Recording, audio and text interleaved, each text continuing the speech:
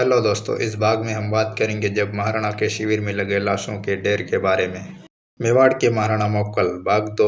महाराणा मोक्कल की हत्या का वर्णन। महाराणा मोक्कल द्वारा नागौर के हाकिम फिरोज खान को शिकस्त देना। नागौर के हाकिम फिरोज खान ने मेवाड़ की सरहद पर छेड़छाड़ की, जिससे क्रोधित होकर महाराणा मोक्कल ने फौज समेत नागौर पर चढ़ाई कर दी। इस लड़ाई में महाराणा का घोड़ा मारा गया। डोडिया धवल के पोते सबल सिंह ने अपना घोड़ा महाराणा को दे दिया और खुद वीरगति को प्राप्त हुए। महाराणा की तरफ से 3000 सैनिक वीरगति को प्राप्त हुए व शत्रुओं के हजारों सैनिक मारे गए। मेवाड़ी फौज विजयी रही, जिसका उल्लेख उसी जमाने की प्रशस्तियों में मौजूद है। हालांकि फारसी तवारीखों में फिरोज को विजयी बताया गया है। मेवाड़ वालों की तरफ से 3000 सैनिक काम आने वाली बात भी फारसी तवारीखों में ही लिखी है, इसलिए इस आंकड़े पर विश्वास नहीं किया जा सकता। कुंभलगढ़ प्रशस्ति में फिरोज खान की सहायता के लिए महमूद द्वारा फौज सहित महाराणा के विरुद्ध आने का वर्णन लिखा है। ओझा जी ने इस महमूद को गुजरात का अहमद शाह माना है, जो कि गलत है, क्योंकि कायम खां रासों में स्पष्ट रूप से इसका नाम महमूद लिखा है। ग्रंथ वीर विनोद के अनुसार महाराणा मोक्कल व फिरोज खान के बीच 2 युद्ध हुए, जिनमें पहले युद्ध में महाराणा की पराजय हुई और दूसरे युद्ध में फिरोज खान पराजित हुआ। लेकिन इतिहासकार रामवल्लभ समानी का मानना है कि फिरोज और महाराणा मोक्कल के बीच एक युद्ध हुआ था। 1428 ईस्वी में महाराणा मोक्कल ने चित्तौड़गढ़ दुर्ग में शिलालेख खुदवाया, जिसमें लिखा है कि महाराणा मोक्कल ने उत्तर के मुसलमान नरपति फिरोज पर चढ़ाई कर युद्ध क्षेत्र में उसके सारे सैन्य को नष्ट कर दिया। मेवाड़ की शक्ति क्षीण होना। महाराणा मोक्कल के शासनकाल के अंतिम दिनों में मेवाड़ की शक्ति क्षीण होने लगी। फिरोज खान ने अजमेर तक का भाग मेवाड़ वालों से छीन लिया। सिरोही के देवड़ा राजपूत ने गोडवाड़ का इलाका मेवाड़ वालों से छीनना शुरू कर दिया। बूंदी वालों ने मांडलगढ़ तक का इलाका मेवाड़ वालों से छीन लिया। 1433 ईस्वी महाराणा मोक्कल की हत्या। महाराणा क्षेत्री सिंह महाराणा मोक्कल के दादाजी की पासवान कर्मा खातन से उनको 2 बेटे हुए थे, जिनको चाचा व मेरा नाम से जाना गया।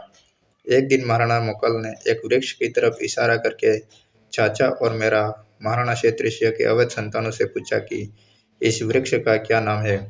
चाचा और मेरा की माँ एक खातिन थी और उस जमाने में एक धारणा प्रचलित थी कि वृक्ष की जाति खाती ही पहचानते हैं।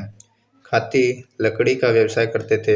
हालांकि महाराणा मोक्कल ने यह बात शुद्ध रूप से पूछी थी, न कि उनको छिड़ाने के लिए।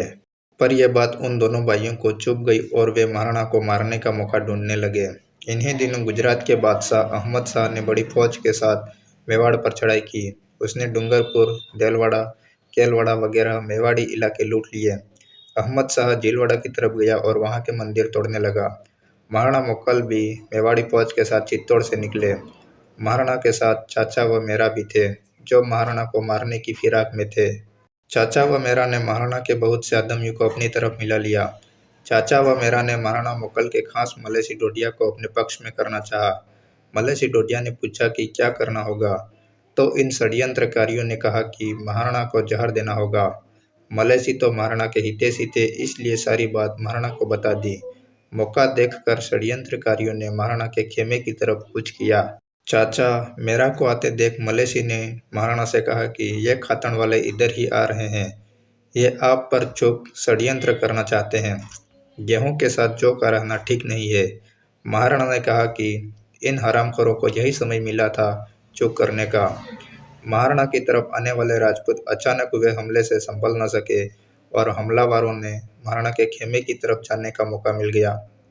चाचा मेरा व महपा पवार ने 20-30 आदमियों के साथ महाराणा के खेमे में प्रवेश करना चाहा, पर डोडिया मलेसी ने रोकने की कोशिश की। सब लोग महाराणा के खेमे में पहुंचे। महाराणा मोक्कल, महारानी हाड़ी व मलेसी डोडिया, इन तीनों ने अपनी तलवारें निकाली और शत्रुओं पर टूट पड़े। महाराणा का शिविर रक्त से सन गया। गांव पर गांव लगते रहे, परंतु तलवारें हाथ से नहीं छूट रही थी। महारानी हाड़ी ने भी ऐसी वीरता दिखाई कि शत्रु भी हैरान रह गए। बूंदी की हाड़ी रानियां यूं ही इतिहास में प्रसिद्ध नहीं हुई, वीरता उनके लहू में थी। एक के बाद एक शत्रु की लाश से शिविर बढ़ता जा रहा था, परंतु संख्या में अधिक होने के कारण शत्रु हावी होते जा रहे थे। महाराणा मोक्कल, महारानी हाड़ी व मलेसी डोडिया अपने लहू की अंतिम बूंद तक लड़ते रहे। ये तीनों कुल 19 दगाबाजों को मारकर वीरगति को प्राप्त हुए, जिनमें से महाराणा मोक्कल के हाथों 9, महारानी हाड़ी के हाथों 5 व मलेसी डोडिया के हाथों 5 दगाबाज कत्ल हुए। चाचा व महपा पवार जख्मी होकर अपने बाल बच्चों समेत कोटड़ी चले गए। परंतु उन्होंने जो अपराध किया था वह अक्षम्य था। उन्होंने महाराणा मोक्कल की हत्या ऐसे समय में कर दी जब महाराणा उस गुजराती बादशाह को धूल चटाने की ठान चुके थे। इतिहासकार गोपीनाथ शर्मा ने कहा है कि महाराणा मोक्कल जैसे सुयोग्य शासक की मृत्यु आपसी वैमनस्य के कारण हो गई, जो बड़े दुख का विषय है।